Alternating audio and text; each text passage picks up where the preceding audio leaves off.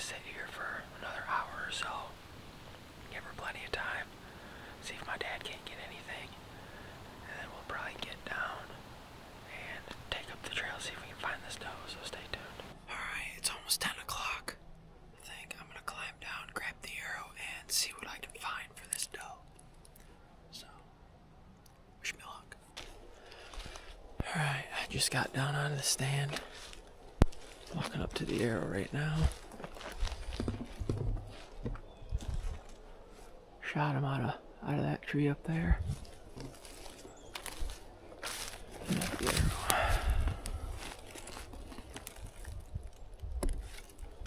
Alright, I mean, there's a lot of blood on the arrow, but that could just be, flesh blood, so I'm just gonna go the way that she went. I know I saw her run over that hill, so I'll probably just slowly creep up that way, peek over, see if I can see her laying there somewhere, and if not, then I might have to try to find blood and track some blood, so stay tuned.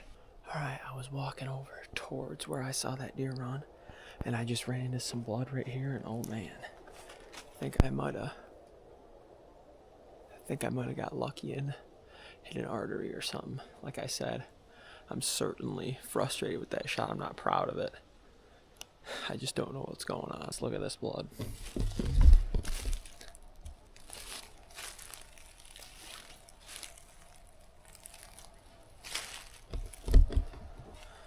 Now that's a lot of blood loss, and this is 20, 30, 40 yards from where I shot her.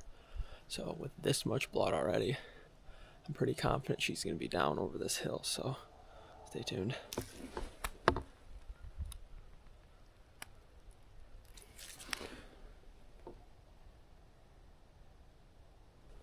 There's a lot of bubbles in that right there. There is a ton of blood. I think I ended up actually probably getting a double lung hit somehow, because there's a lot of bubbles in this right here, and she's absolutely spraying, so I expect her to be just over this hill.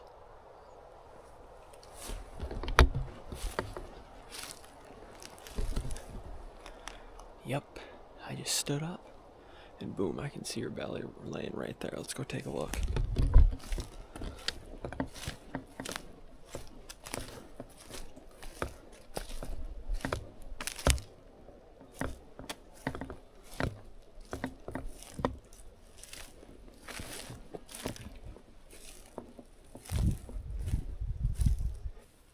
Alright, well there we go. She's down. The exit definitely caught lungs. So that's actually not that bad of an exit. It's still a little high. Let's check out this entrance. Yeah, entrance is right here. That's quite high and back. The entrance wasn't that great. It definitely was a lot farther back than I would have liked it, and higher than I would have liked it. But the exit ended up being not too bad, and ended up probably catching both of her lungs, because she poured over here and fell on the run. She didn't even bed down, so the blood was crazy. So it's unfortunate that I don't make the shot that I want. This still ended up catching double lungs, so I mean, she's down. She didn't suffer at all. All right, doe down. Gonna head back, get the side-by-side, and so stay tuned. All right, back at camp. Got the doe right there on the ground. Right after I found it, I was going to drag it up to the quad trail because it died like 50 yards from the quad trail. And the neighbor was actually coming back with 2 bucks that they had shot. So he offered to throw the doe in the cart. So we threw the doe in the cart, and he was going to bring it up here for me. And as I was walking up to the pole barn, there's a conservation officer following him. So that was awesome. So he came up, talked to us for a minute, got her tagged up, but got some blink camera footage of it. If I can get the footage, I'll throw it up so you can see. It's kind of funny, but anyways, we're all legal. Got her tagged up. We're gonna get her gutted up. Stay tuned. All right, we're now back at home, and I did not have a broadhead target up north, so I got the broadhead target out, and I've got a normal bag target out. I'm gonna shoot a broadhead and an Illuminoc, the exact setup that I use for hunting, at 20 yards. And then I also have an Illuminoc with a field point as like a control test. So I'm gonna shoot both of those at 20 yards see what happens.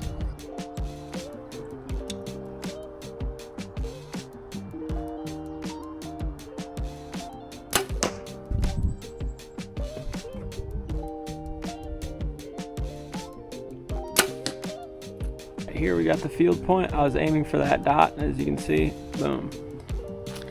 And here's the broadhead. I was aiming for this dot, and both times impact was here and the last shot was right there. So for some reason it's definitely shooting to the right. Now that doesn't really explain why I feel like I'm missing high and to the right. It explains the right side of things, not the high part. Now that just could be in the moment I'm not really getting range. I'm just kind of guessing. So maybe I need to do a better job at ranging before I take the shot. Now, it definitely could have something to do with my bow not being tuned correctly. I know these broadheads are supposed to be really accurate. All right, I'm out to 40 yards. First field point right here. Shot this field point right at the heart. Boom, right in the heart. Kill shot.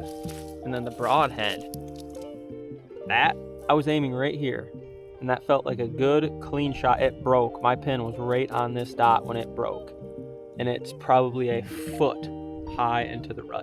I don't know what that exactly means.